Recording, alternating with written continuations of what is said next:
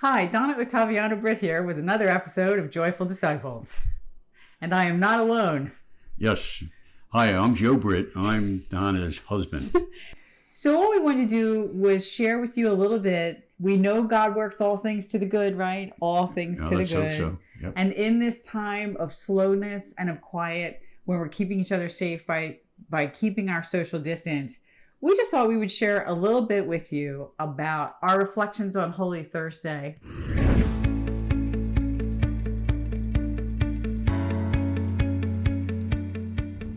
Because we've really had some quiet time to think about it. And Joe had some really nice observations around how much is actually packed into Holy Thursday. So I was wondering if you might share your thoughts around Judas as we go into Holy Thursday. Well, I always assumed Judas was just a creep, and he may very well have been. But I don't know at those last moments whether he asked for forgiveness, But what I didn't like about Judas is on Wednesday, while all this good is being done, Christ became aware that somebody was going to betray him, and it was Judas. And he went and negotiated with people for 30 pieces of silver to come back and kiss Jesus and give him betray up. Him. Betray, absolutely betrayal. So there's the story of Judas, but there's also the other thing that we have talked about a little bit at home this week is the idea of Jesus at dinner with his friends. Yeah, it's a beautiful thought that, he decided to have these men and women too. There were people there, and he broke the bread, and provided them with his body and with his blood. And prior to that, he washed their feet, and he commanded them to love one another. What a powerful image that is. Yeah. Of Jesus with his friends at dinner. We don't often think of Jesus in terms of friendship. And we do know that what he wants most from us is friendship. The same way he cultivated his friendship with the apostles. And you had some reflections too on he took his closest friends with him after dinner. So thinking about that. I could, just imagine it. Say, hey, my three buddies, do me a favor, take a walk with me. I'm hurting. I'm suffering. He may not have told them, but he needed them with him. And he found himself in Gethsemane, and he asked him one favor. How about just stay awake, man? And, I'm going through something right now, and just stay awake while I pray. And they fell asleep. And there he is. He's sweating blood. He realized that he was soon going to be suffered, or he was going to be tortured and murdered. And so the thought was very compelling. And then I think here comes Judas, right, with his kiss on the cheek. My reaction, I think, as a human being would have been, I would have, punched him right in the face, That's such an easy thought for us, right? Is we're going to punch Judas right in the nose. But if it was tough, I think, and I felt bad. But what have we talked about in these last few days, kind of really doing this walk with Jesus this week, is the different choices that Judas and Peter both made, right? Yeah. We know the choice that Judas made.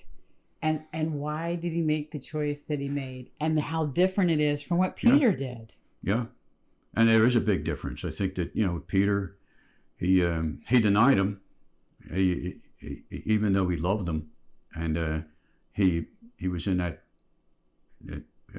point in his life where he was able to ask for forgiveness, and Christ forgave him. Judas, in his desolation, and decided to be his own God, and he went off to a tree and hung himself. The only hope is that maybe at that moment where he took his last breath, that maybe he did ask God for forgiveness. We will only find that out when we ourselves get to the pearly gates. Right. And isn't it an amazing story that we get to go through in this Holy Week? And really, we're living through a time of pandemic, and we're staying separate. Like the whole idea of Jesus having dinner with his friends. What do we miss? What do we miss? Yeah. We miss dinner with our friends. We miss dinner with our family. We had to teach my mom up in Philly how to use FaceTime so she's not totally alone, right? She can see us and we can talk to her. So this is a sacrificial Lent. Oh, but then there's Easter. And we are the Easter people. And we are joyful disciples. And it's very important for us at every opportunity to share the story of Jesus, his birth, his death, his life, and his birth, his life, his death, his resurrection, and our stories in that. And each of us has a story. So from our house to yours, we wish you a very happy Easter, the holiest of Holy Weeks, but a very happy Easter. And the Easter season is much longer than the Lenten season. Lent is 40 days. Easter season between Easter and Pentecost is 50 days.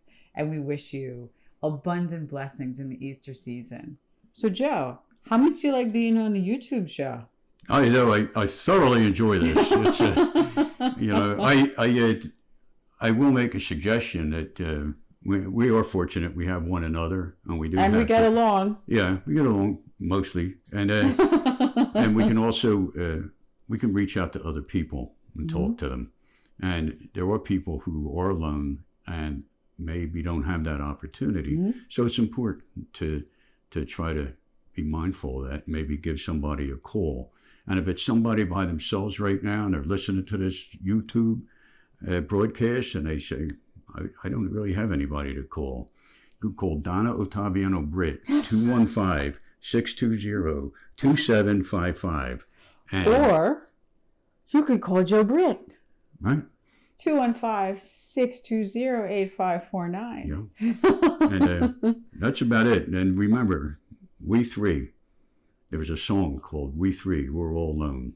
Living in a memory, my echo, my shadow, and me.